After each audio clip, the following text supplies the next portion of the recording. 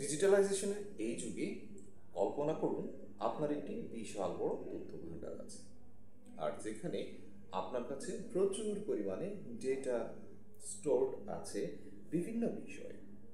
তবে আপনি যে ব্যবসাটা করতে চাচ্ছেন বা যে ব্যবসা নিয়ে রিসার্চ করতে চাচ্ছেন তার ডাটাকে আপনি কিভাবে পেতে পারেন, সেটির জন্য পুঙ্খানুপুঙ্খানু কিভাবে বিশ্লেষণ করতে পারেন সেটি নিয়ে আপনি অনেকটা চিন্তিত। তবে এই পর্যায়ে ডেটা সায়েন্স আপনাকে যে সহায়তাটি করতে পারে সেটি হচ্ছে আপনার সামগ্রিক ব্যবসায়িক বিষয় এবং আপনার ইউজার ইন্টারেস্ট এইসব বিষয়ের উপর নির্ভর করে সে তথ্য বিশ্লেষণ করে আপনাকে কিছু সে ডেটা দিয়ে থাকে। হতে পারে এটি বিশ্লেষিত ডাটা বা অ্যানালাইজ করা ডাটা, অথবা সামগ্রিকভাবে যে সকল ইনফরমেশনগুলো আপনার কাছে ছিল ডেটা লাইব্রেরিতে সেখান থেকে কিছু তথ্যকে পর্যালোচনা করে উপস্থাপন করা। তাহলে ডেটা সায়েন্স এইসব বিষয় নিয়ে কাজ করে থাকে। তাহলে আমরা ডেটা সায়েন্সকে বুঝতে পারছি যে ডেটা সায়েন্স এটা বিশাল বড় অধ্যায় বা কনসেপ্ট, যেখানে প্রচুর পরিমাণে ইনফরমেশনগুলো নিয়ে সে কাজ করে থাকে এবং আপনাকে প্রতিটি ডেটা বিশ্লেষণ করে দেয় ইউজার ইন্টারেস্ট অথবা আপনার ইন্টারেস্টের উপর নির্ভর করে, আর আপনি তখন সেখান থেকে ডিসিশন নিয়ে কাজ করতে পারেন সুন্দরভাবে। এজন্য বিভিন্ন অ্যানালাইটিক্যাল টুলস আছে এবং যেগুলোর সমন্বয়ে আপনি ব্যবসায়িক বিভিন্ন ক্ষেত্রে ডিসিশন নিয়ে থাকেন। আপনারা যারা ডিজিটাল মার্কেটিং করেন তারা বিভিন্ন ধরনের ডিজিটাল মার্কেটিং টুলস ব্যবহার করে থাকেন, বা যারা কিওয়ার্ড রিসার্চ করে থাকেন তারা বিভিন্ন ধরনের টুলস এবং এক্সটেনশন ব্যবহার করে থাকেন কিওয়ার্ড রিসার্চের জন্য।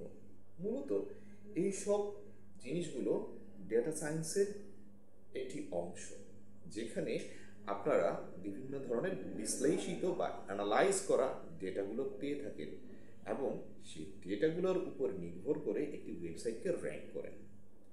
ডেটা সায়েন্স এতটা গুরুত্বপূর্ণ যে আপনার ব্যবসা থেকে শুরু করে আপনার দৈনন্দিন জীবনের প্রতিটি কাজকে সে ইনফরমেশন বা ডেটা অনুসারে সে স্টোর করে থাকে তার নির্দিষ্ট লাইব্রেরিতে। যদি আপনি অ্যান্ড্রয়েড ইউজার হয়ে থাকেন তাহলে আপনি প্রতিদিন যা করছেন তা গুগল ম্যাপের মাধ্যমে আপনার ডিরেকশন ম্যাপ সে খুঁজে পায়, অথবা আপনি গুগল ব্রাউজারে আপনি যখন ক্রোম ব্রাউজার ব্যবহার করে থাকেন সেখানে আপনার সার্চ ইন্টারেস্ট অনুসারে সে ডেটাগুলো নিয়ে নেয়। তো কথা হচ্ছে ডেটা সায়েন্স বর্তমানে এমনভাবে এক্সপ্যান্ড করেছে যেখানে আমরা আমাদের নিত্য নতুন বা দৈনন্দিন কাজে যতগুলো কাজ আমরা টেকনোলজিকে ব্যবহার করে করছি, প্রতিটি সার্চ ইন্টারেস্ট বা প্রতিটি কাজের সমন্বয়গুলোর জন্য আমরা যে সকল শব্দগুলো আমরা ব্যবহার করি সব কিছুই একটি সমন্বিত প্রয়োগ এখানে হয়ে থাকে। এবং এই বিষয়গুলো নিয়ে যখন আপনি কাজ করেন তখন আপনাকে বলা হয় একজন ডেটা সায়েন্টিস্ট অথবা ডেটা ইঞ্জিনিয়ার। মূলত বাংলাদেশ সহ সারা বিশ্বে একজন ডেটা সায়েন্টিস্টের ডিমান্ড অনেক।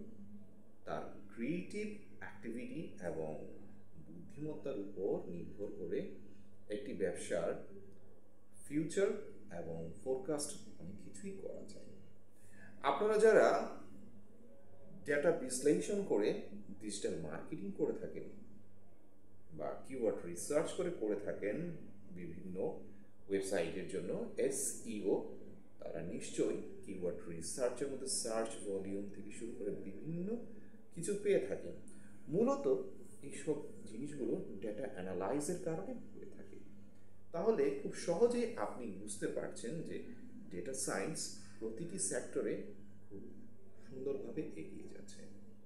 যেমন ট্রাফিক জ্যাম থেকে শুরু করে আবহাওয়া সব কিছু ক্ষেত্রে আপনি ডেটা সায়েন্সের সম্যক প্রয়োগ দেখতে পারেন।